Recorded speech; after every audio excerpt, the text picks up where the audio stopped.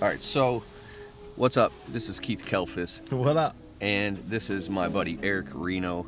This guy is doing what, 5 million this year Yep, in my roofing company. in his roofing company this year, and he's one of my best friends in the whole wide world. And the reason that we're making this video right now is because I want to ask him questions right here on the channel about finding those key players in your business, which is very apparent that it's like the most vital step in order to get yourself out of the field or take your business to the next level, which is, some of us, we're in what's called a level 2 business, where we've got guys out working and we're out selling, then we're back in the field, then we're out of the field, then we're in the field, and we're kind of like wearing so many different hats. But you're completely out of the field in your business, and you're just out strictly selling, running your business. You got a full office staff. You have like what, 50 or 60 people working. Correct. You have four roofs going on today.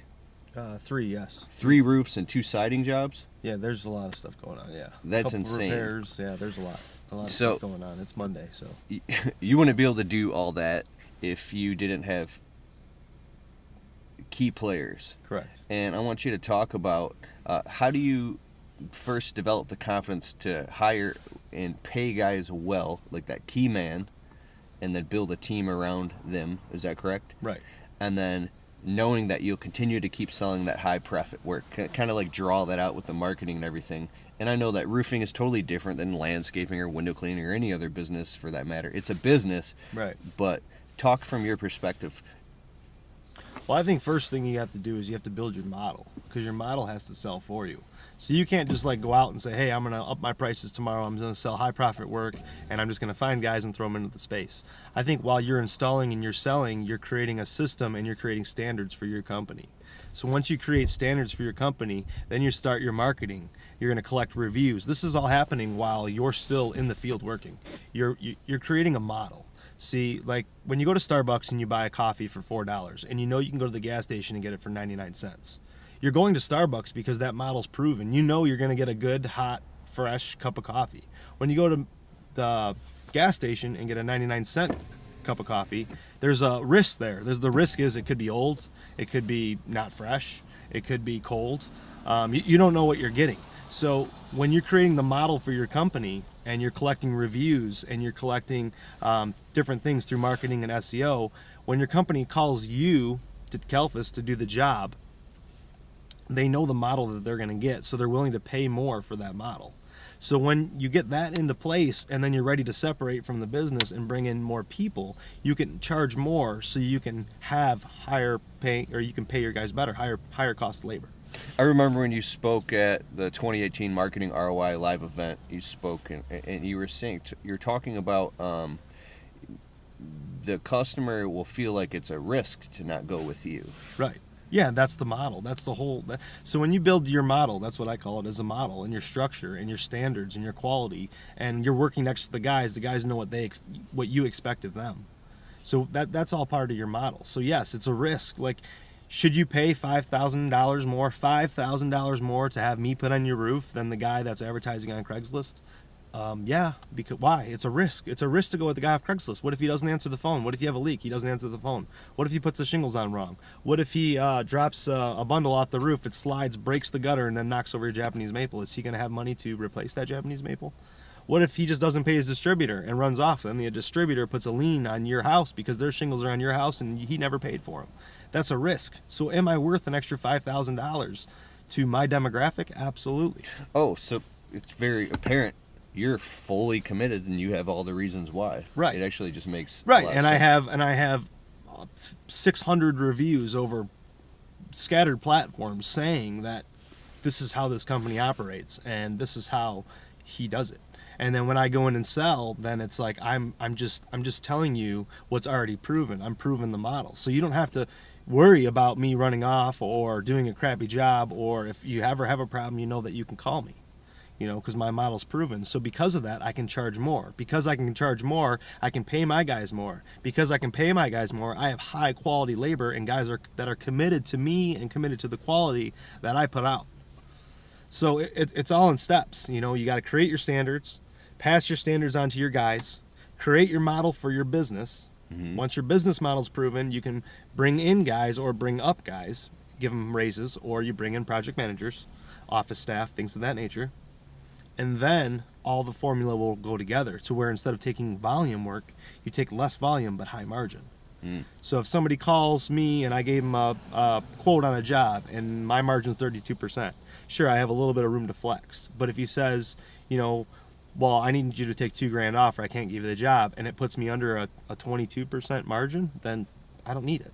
What if somebody says, Eric's different than me, or his market's different than mine, or he can do that, but you don't understand my market, or my customer says, yeah, but I can find the chuck in a truck to do it.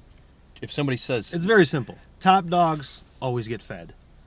Go in your phone right now, go to Google, say, landscaping companies near me, window cleaning companies near me. Those top guys are paying high money for those top spaces because they're dominating the market, because their formula is proven. When that top company that comes up right on top, when you Google, that company's doing high margin. They're doing high margin. They're already doing it. So top dogs always get fed. So you have to become a top dog. The customers are looking at specifically, they're calibrating to that. They want that level of service. A certain demographic of customers are, I mean, there's other demographics where like, I just want the cheapest price I can get. I'm going to price shop, which is fine. I mean, everybody's got a different thing, Yeah. Like when you go to get a TV, you go to Best Buy, you don't, if you're looking for the cheapest TV or you're looking for the highest quality TV, you're going to have that TV for a while. I mean, do you just want the cheapest, piece of shit, or do you want the Sony or Samsung curved HD, 240 hertz, TV? What do you want? So when you're selling to your demographic, what you need to find out what your demographic is it the cheap? Are you just trying to do high volume just to get your name out there? Because at the beginning, that's what I did. I'd do it for a low cost, and I wanted everybody to know who I was. So I just do it. I'd advertise everywhere and do it a little bit cheaper than everybody else would do it. But now my model's proven, so I don't have to do that anymore. I can do half the jobs at higher profit and have half the risk, half the liability, and more money. Makes perfect sense. Okay, so now when you get the key guy in place and then you're building that out, I remember there was a time you're like, whoa, I got to keep all these guys busy. And now I go in your office. Your office is right here, which we can't go in there right now because everybody's Monday morning for sure. I mean, we could, but you've got this calendar. It's like stacked up with like 65 jobs. All people waiting for their roofs to be done. Some customers are even upset. Like, I need you to get this. That's inevitable, right? Like, because, and I didn't mean that. And like, they're just like, because they had to wait so long to get on here. Now, how did you get to the point where you're stacked up with that many high profit jobs? Have you ever caved in out of fear just to get the work and lowered your price and learned your lesson? Of course. Talk about that. And I mean, it all goes on your backlog too. Like, this is in Michigan. It's the fall. We're in November. Yeah. Or we're a week away from November. So I mean, we only have so much more time, right? So we're stacked. We're loaded. So if you want to get on my calendar, it is what it is.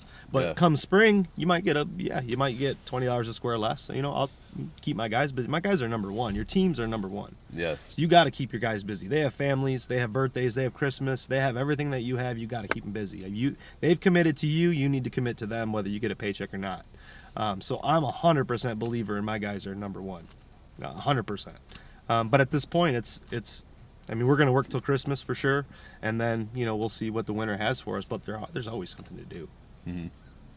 So there was a time in my business where I started pricing out. I'm going to price exactly what it would be if I had this fully staffed company. Right. And I put the prices up. My closing rate just crashed down to like 10%. Right. So then I kind of worked it out, and I got it up to like 30% now. Yeah. But your closing rate is. Well, it just depends on the time of the year. Me myself. The reason I'm asking that is because if somebody wants to do a top down remodel their business and get it all going and raise their prices and start growing it, you'll notice right away as soon as you raise your prices, your closing rate's going to go down because your prices are higher.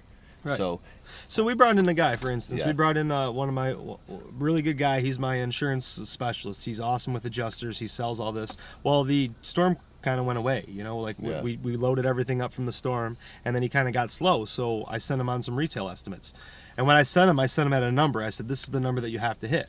Well, I sent him to 6, and he sold 5 of them. I was like, okay, so let's move that number up $30 a square. and then let's put him back out there. Oh, so you now let's see what he's worth, right? So it's like, Yeah. okay, so now he's $30 higher, and I haven't looked at the numbers yet. This just happened. So if he's still crushing, over 3 out of 6, then it's like, okay, we found that happy medium. Now if it went down to Very 1 out of smart. 6, then it's like, well, we got to split that $15 a square. smart. So you got to find. Actually, gonna end this video because the camera's about to die. Bam. Bro, that was awesome.